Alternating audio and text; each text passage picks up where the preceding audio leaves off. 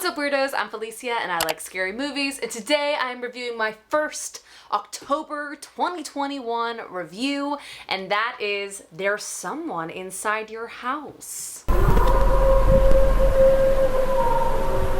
This movie comes out tomorrow on Netflix, so make sure you check it out there. But let's start with some plot and then we'll get into it. The graduating class at Osborne High is being targeted by a masked assailant, intent on exposing the darkest secrets of each victim, and only a group of misfit outsiders can stop the killings. So this is actually based on a novel of the same name by I almost said Stephanie Meyer. It's the Twilight sequel. Stephanie Perkins. The screenplay was by Henry Gayden, and the director, and this is what I was most excited about, was Patrick Bryce, who brought us the movie Creep.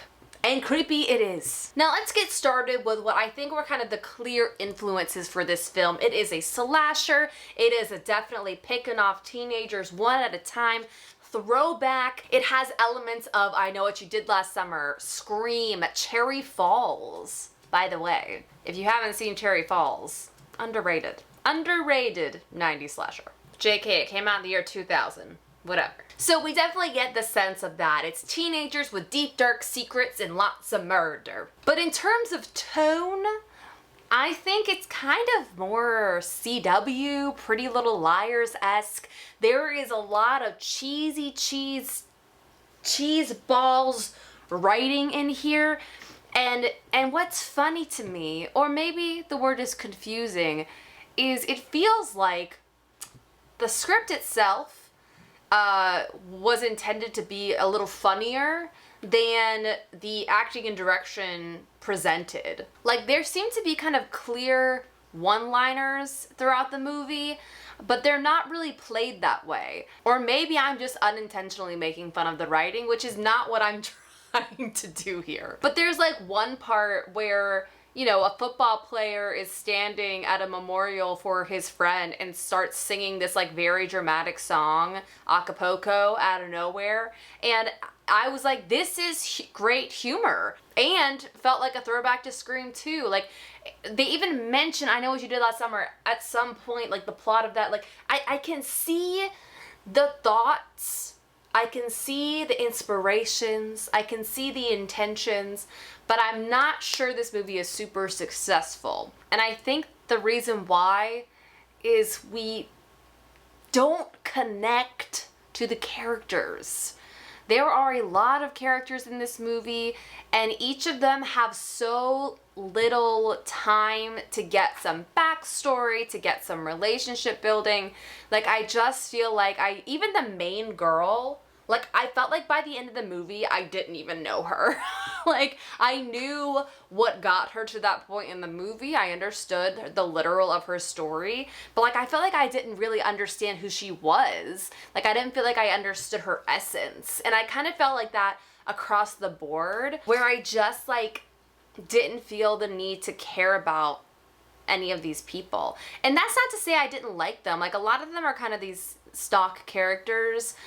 Some of them are more, you know, 2021's interesting stock characters. But like I said, I just don't think I got to know any of them well enough to really feel for them. The movie also feels weirdly edited at times. Like, sometimes I feel like they cut us into the middle of a scene and I'm just like, what? Or like there'll be like a random montage and I'm just like, what? Sometimes like there's information presented and I'm like, were we supposed to know about that? Like, I just like certain things about it feel unfinished. And I think this movie was actually supposed to come out at the beginning of 2021. And I do wonder if somewhere down the line it suffered from too many edits or too many notes or too many this or that. Like, I don't know.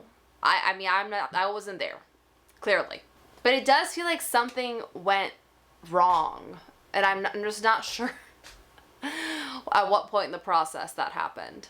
Because there's actually some interesting things going on. Like, other than all the throwback stuff that we're getting to 90s and early 2000s slashers, I think they're also doing something kind of interesting about, like, cancel culture. Like, the idea of, like, someone having a dark secret and getting revealed and then being murdered for it. kind of feels reflective of cancel culture, which is something we're talking about in our day and age a lot. There's also some questions about like privilege versus not having privilege. Like there's some things going on.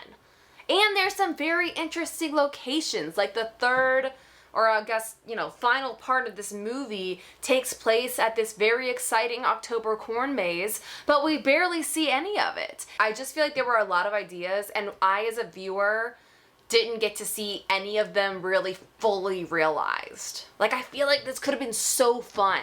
Like, this movie could have been so much fun. And I'm not sure where it went wrong. I like, the cast, like, I'm not gonna, go through everybody because it's a pretty large cast of characters, but I wasn't really in love with anyone. Like, there were people I liked, but I just, like, there weren't really any standouts. I feel like I'm just being mean now. I hate being mean about movies. I know everybody worked really hard on this movie, and I can see it, and I can see the potential of it, and I think I'm frustrated because I can see what it could have been, and then I'm just like, it didn't quite go there. Because, I mean, to go back to, like, the cheeseballs nature of things, like, when you think about Pretty Little Liars or some of those CW shows, the dramatic action and the things that happen in those shows are so outrageous and ridiculous. The writing is very over the top and silly, and over dramatic, but that's, like, the vibe, right? And, like, they really understand what it is, and so they just fully go into it. In this movie, it kind of felt like not everyone was on the same page in terms of tone, maybe, and I just feel like it could have been a more fun ride. Now, in terms of kills, which of course we have to talk about, we're looking at a slasher movie, there is some good stuff in there, like, it's a lot of knife kills. It's very a la Scream, but we do get some creativity on the end of the killer, and how these deaths are presented to the world. Like, there are some interesting things going on. The last big kill of the movie is fun for sure, and I do think they did a pretty good job with the kills. And then the last thing I'll say is, like, this movie, of course, as they all do, has a twist.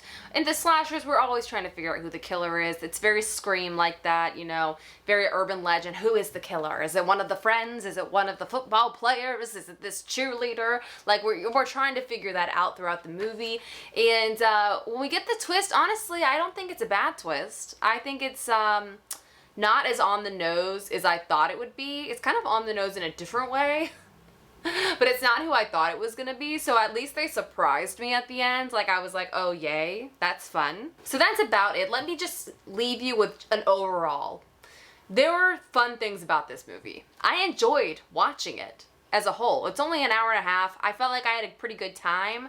I think I'm mostly just frustrated with the wasted potential of some of these elements that I've discussed. Oh, I know this is like, it goes back to character development. I know I said I was done, but, like, I didn't really believe that this group of misfits were, like, all that close. Like, I didn't really feel it. And, like, the same with, like, the main character and her love interest. Like, I really liked the love interest, actually, the kind of bad boy character. Like, he was one of my favorites. But I just, like, I didn't feel it. I wasn't feeling the vibes. I didn't feel any chemistry between the characters. And that was another issue.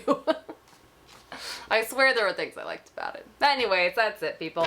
If there are other October releases you want to make sure that I review, please put them down in the chat. If you want to check out There's Someone Inside Your House, it comes out on Netflix tomorrow. Check it out, and I will talk to you later. Have a nice scream. Bye.